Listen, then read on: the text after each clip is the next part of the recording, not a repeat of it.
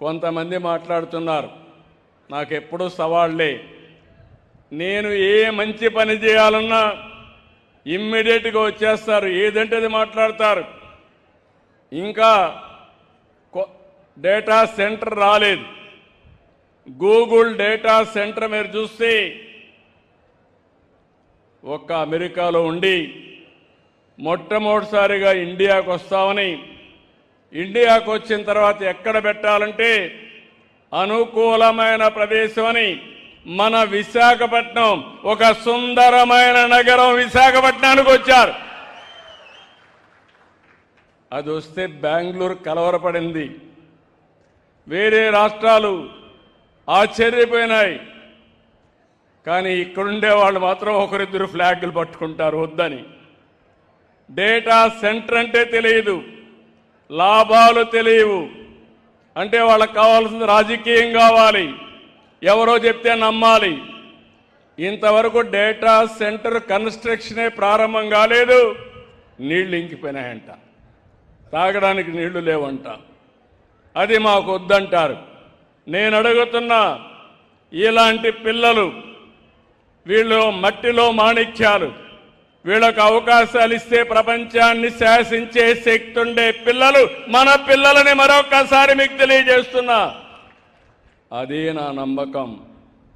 Data centre నేను 1 ప్రారంభిస్తే 5 వచ్చాయి, 5 గిగావాట్స్కి వచ్చాయి. ఈరోజు 5 గిగావాట్స్ ఇక్కడ వస్తే కొన్ని లక్షల మందికి ఏఐ ప్రొఫెషనల్స్గా తయారవుతారు, మంచి ఉద్యోగాలు వస్తాయి. ఆ ఉద్యోగాలు వస్తే ఆదాయం కూడా ఆకాశమే హద్దుగా ఉంటుంది ఇన్నోవేషన్లో. ఇంకో పక్క అన్నిటికి కావాల్సిన 3.5 టీఎంసీ నీళ్లు. నాకు ఏదైతే పోలవరం నుంచి వచ్చే నీళ్లు నేరుగా గ్రావిటీతో వస్తాయి. ఈరోజు హామీ ఇస్తున్నా, అనకాపల్లి జిల్లా ప్రతి చెరువు, ప్రతి రిజర్వాయర్ నింపే బాధ్యత తీసుకుంటాం. దీనికి బ్రహ్మాండమైన, ఒకప్పుడు రంగారెడ్డి జిల్లాకి ఇంత అనుకూలత లేదు కానీ, నీళ్లు లేవు కానీ, ఇక్కడ నీళ్లు కూడా ఇస్తే బ్రహ్మాండంగా ముందుకు పోయే పరిస్థితి వస్తుంది.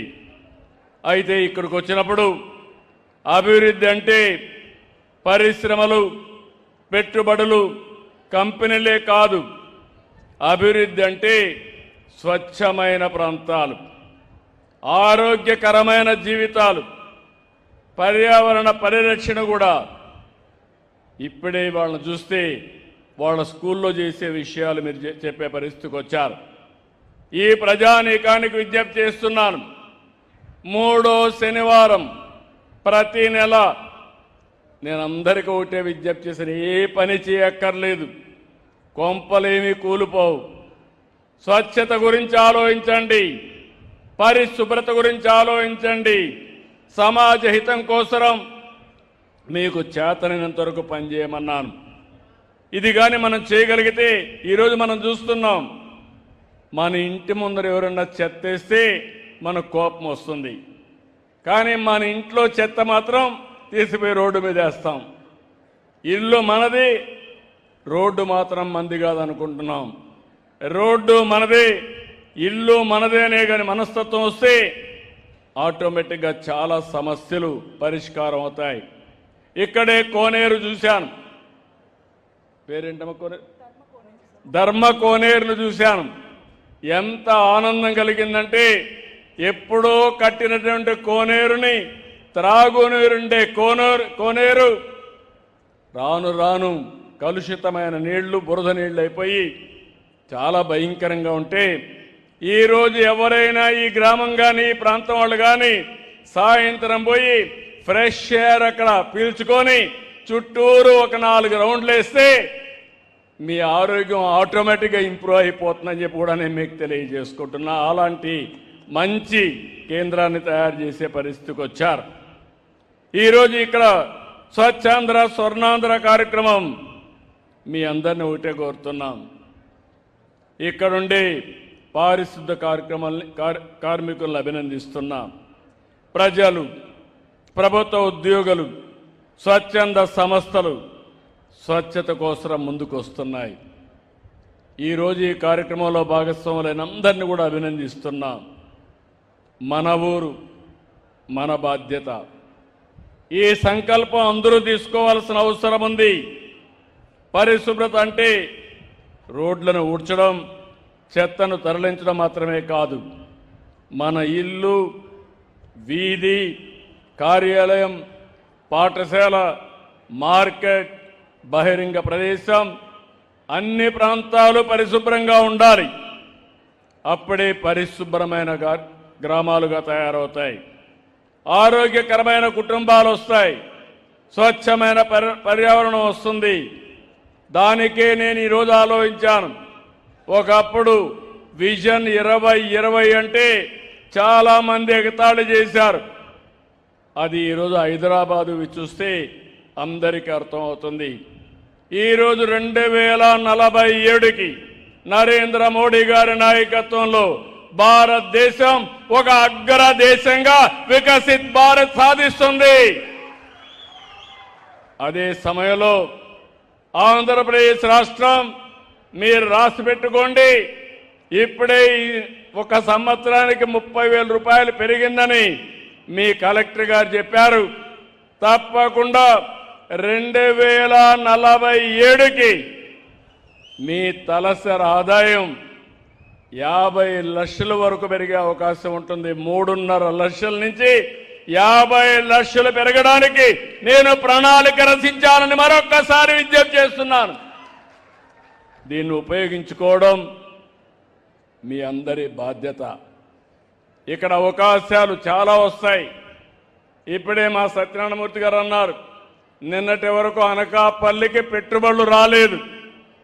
విశాఖపట్నం బాగా అభివృద్ధి అయిందని, అనకాపల్లి వెనుకబడిపోయిందని బాధపడ్డాం.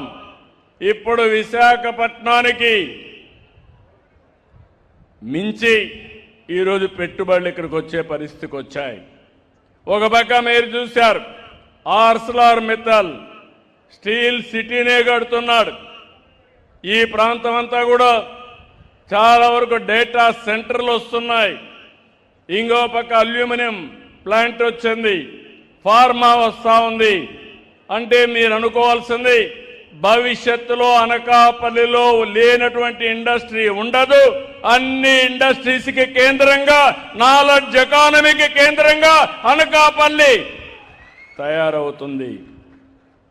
అలాంటి అనకాపల్లిలో మనం గుర్తుపెట్టుకోవాల్సింది, ఒక పరిశుభ్రమైన ప్రాంతం ఉండాలంటే ప్రతి గ్రామం జీరో వేస్ట్ పంచాయతీగా తయారు కావాలి. జీరో వేస్ట్ అంటే చెత్త లేకుండా పోవడమే కాదు, ఉత్పత్తి అయ్యే ప్రతి ఒక్క వ్యర్థాన్ని బాధ్యతతో ఎక్కడికక్కడ దాన్ని నిర్వహించడం. ఇప్పటికే నాకు చాలా ఆనందంగా ఉంది. మా డిపార్ట్మెంట్ 2 సంవత్సరాల్లో రాష్ట్రంలో 143 లక్షల మెట్రిక్ టన్నులు లెగసీ వేస్ట్ని డిస్పోజ్ చేశాం. 5 సంవత్సరాలు ఎక్కడ చూసినా చెత్తమయం చేశారు. భూముల్లో కూడా వేశారు. గుట్టలుగా పేరిపోయినాయి. మీరు ఒక విషయం గుర్తుపెట్టుకోవాలి, ఎక్కడన్నా చెత్త ఉంటే వర్షం వచ్చినప్పుడు ఆ చెత్తంతా కూడా భూగర్భ జలాల్ని కలుషితం చేస్తుంది.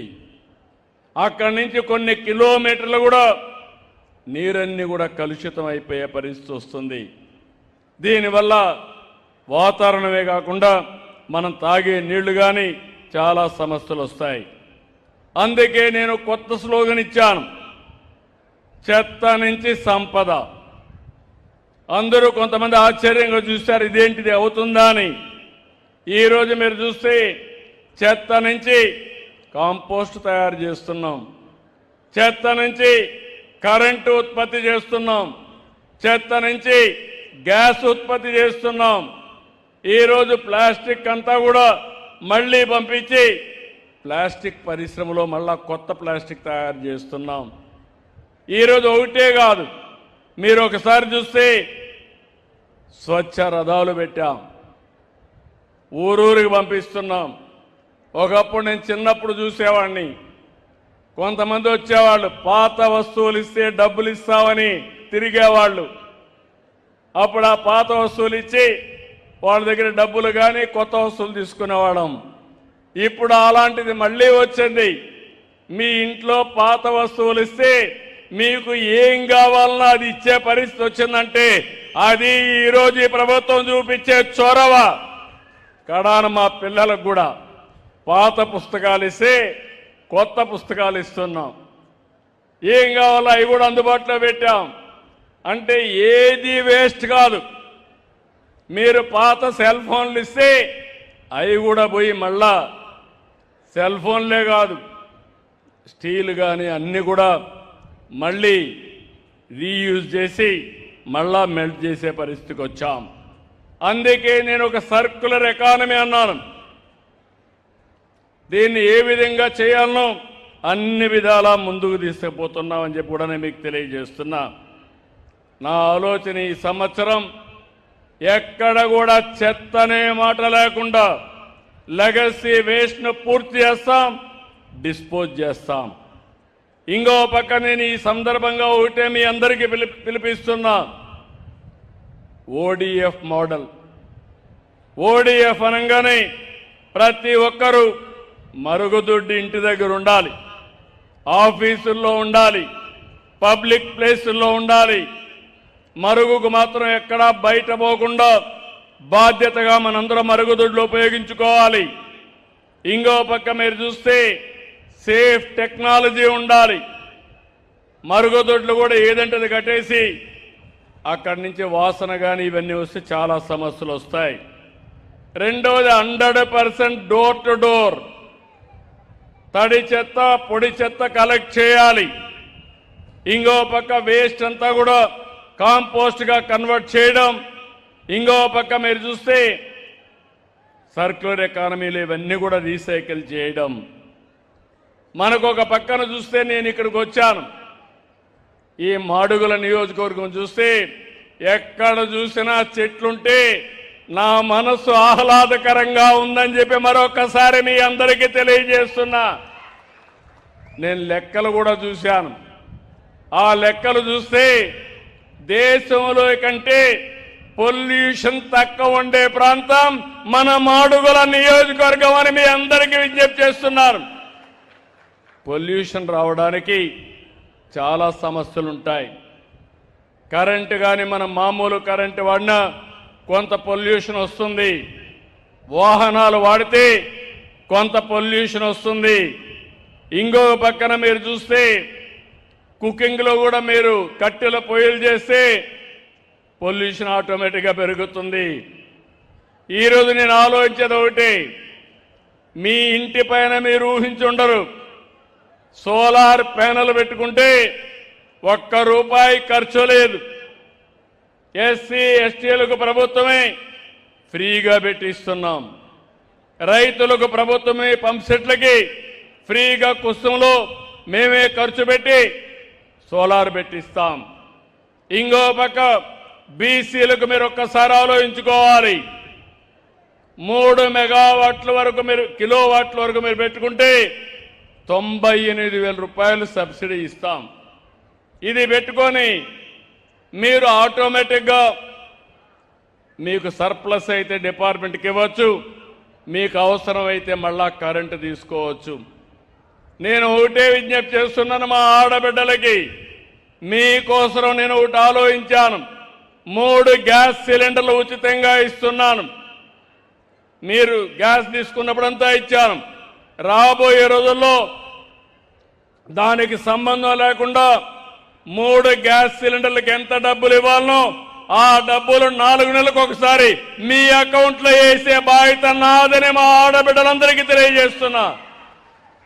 మీరు ఒక పని చేయండి, ఇంటి పైన సోలార్ పెట్టుకోండి, స్టవ్లు పెట్టుకోండి, ఇండక్షన్ స్టవ్లు పెట్టుకోండి. అప్పుడు గ్యాస్ కూడా అవసరం లేదు. 5 నిమిషాల్లోనే వంట కూడా ఈజీగా చేసుకోవచ్చు. అవసరమైతే పిఎంజీ ద్వారా ఏదైతే పైప్తో మీకు గ్యాస్ ఇచ్చే ఏర్పాటు కూడా చేస్తాం. దీనివల్ల పొల్యూషన్ చాలా వరకు తగ్గే పరిస్థితి వస్తుంది. ఇంకో పక్కన మీరు ఏసీ కూడా పెట్టుకోవచ్చు ఎండుంటే. మీ కార్లు కానీ, సైకిళ్ళు కానీ, స్కూటర్లు కానీ మీ ఇంటి దగ్గరనే ఛార్జ్ చేసుకుంటే ఒక్క పైసా ట్రాన్స్పోర్టేషన్కి అవసరం లేదు, కుకింగ్కి అవసరం లేదు. ఈ విషయం మీరు గుర్తుపెట్టుకోవాల్సిన అవసరం ఉంది. నేను ఆలోచించేది మొట్టమొదటి స్టేజీ ఓడిఎఫ్ ప్లస్కి వెళ్ళాలి. రెండోది నెట్ జీరో. పిల్లలు నాకంటే బాగా చెప్పారు. ఆ స్కూల్లో కురిసిన వర్షాన్ని భూగర్భ జలాలుగా మార్చడం, వాళ్ళ స్కూల్ పైనే సోలార్ ప్యానెల్ పెట్టి కరెంటు తయారు చేసుకోవడం, ఇంకో పక్క ఆ స్కూల్లో చెత్త ఉంటే దాన్ని కాంపోస్ట్గా తయారు చేసుకుని తద్వారా చెట్లకు కానీ, కిచెన్ గార్డెన్కి కానీ పెంచుకోవడం. ఇప్పుడు చెట్లు పెట్టే కార్యక్రమం కూడా ప్రతి స్కూల్లో ఎక్కడ ప్లేస్ ఉంటే అక్కడ అరణ్యాలు తయారు చేయబోతున్నాం. అదే ఆ చిన్న పాప చాలా బ్రహ్మాండంగా చెప్పింది. మనస్ఫూర్తిగా అభినందనలు. నీకంతా కూడా ఆ పాపని నేను మనస్ఫూర్తిగా ఆశీర్వదిస్తున్నా. ఎంత 3వ తరగతి, చక్కని ఇంగ్లీషు, చక్కని భాష నాలెడ్జ్ కూడా. ఆ పాపకు సరిగా చదివిస్తే రేపు 20, 30, 15 సంవత్సరాల తర్వాత మీరు ఒక్కసారి ఊహించండి, ఆ పాప ఏదైనా చేసే శక్తి వస్తుందా లేదో ఒక్కసారి మీరు ఆలోచించుకోవాలి.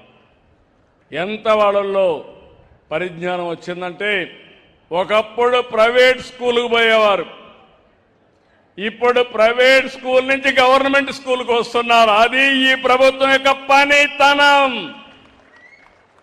మనకేం తక్కువ ఉన్నాయండి మన స్కూళ్ళకి? ప్రైవేట్ స్కూళ్ళన్నీ రెంటెడ్ బిల్డింగ్లు, సరైన ప్రెమిసెస్ ఉండదు.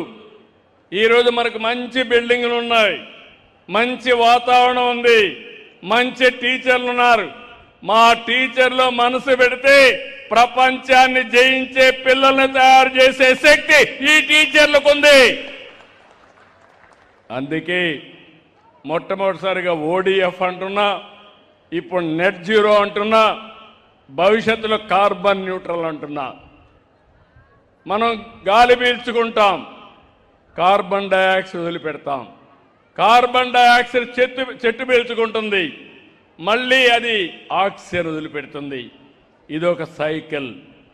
మనం పశువులు ఉంటాయి, పశువులు కూడా ఆక్సిజన్ పీల్చుకొని కార్బన్ డయాక్సైడ్ వదిలిపెడుతుంది. అంటే మనం గుర్తుపెట్టుకోవాల్సింది, మన ఆరోగ్యం, పశువుల ఆరోగ్యం అన్నీ బాగుండాలంటే ఆక్సిజన్ ఎక్కువ ఉండాల్సిన అవసరం ఉంది. అందుకే నేను కార్బన్ న్యూట్రల్ అంటున్నా. పొల్యూషన్ ఉంది, పొల్యూషన్ అనేక రకాలుగా వస్తుంది. కొంతమంది మీరు చూస్తే కొన్ని వాహనాలు వాడతారు, పాతవన్నీ. ఆ వాహనాల్లో ఎంత పొగ వస్తుందంటే ఆ పొగంతా వచ్చి అది కానీ మన దగ్గరికి వస్తే ఇంకా మనం ఆలోచించుకోవాల్సిన అవసరం ఉంది. అందుకే నేను ఆలోచించేది ఒకటి, ఈరోజు ఇంకొక పక్కన కూడా నేచురల్ ఫార్మింగ్ కూడా వెళ్ళాం. ఈ విషయం కూడా మీరు గుర్తుపెట్టుకోవాలి. ప్రకృతి సేద్యం భవిష్యత్తుకు ఇది ఒక పెద్ద మార్పు అవుతుంది. ఇలాంటివన్నీ కూడా మనం చూసినప్పుడు లైఫ్ స్టాక్లో మీరు చూడండి, మిథేన్ రిడక్షన్. మీరు ఎక్కడన్నా పశువులు వేసే పేడ చూస్తే అందులో నుంచి గ్యాస్ వస్తుంది. ఈ విషయం కూడా ఆ గ్యాస్ కానీ సరిగా ఉపయోగించుకుంటే బయోగ్యాస్ తయారవుతుంది. అంటే ఒక్కొక్క దానికి ఒకటి there is a science. Green cover రాష్ట్రంలో 50% ఉండాలని నా కోరిక. అప్పుడే ప్రతి ఒక్కరికి సస్టైనబిలిటీ ఎన్విరాన్మెంట్ ఉంటుంది.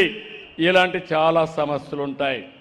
నేను ఈరోజు మీ అందరికీ చూస్తే గడిచిన 1.5 సంవత్సరంగా నేను ఈ కార్యక్రమానికి శ్రీకారం చుట్టాను.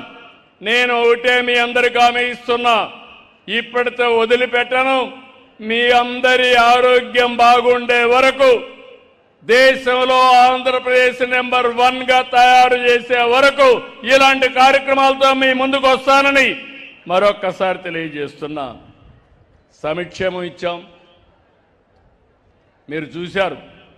ప్రతి కుటుంబానికి 4-5 కార్యక్రమాలు వచ్చాయి. సూపర్ 6లో తల్లికి వందనం.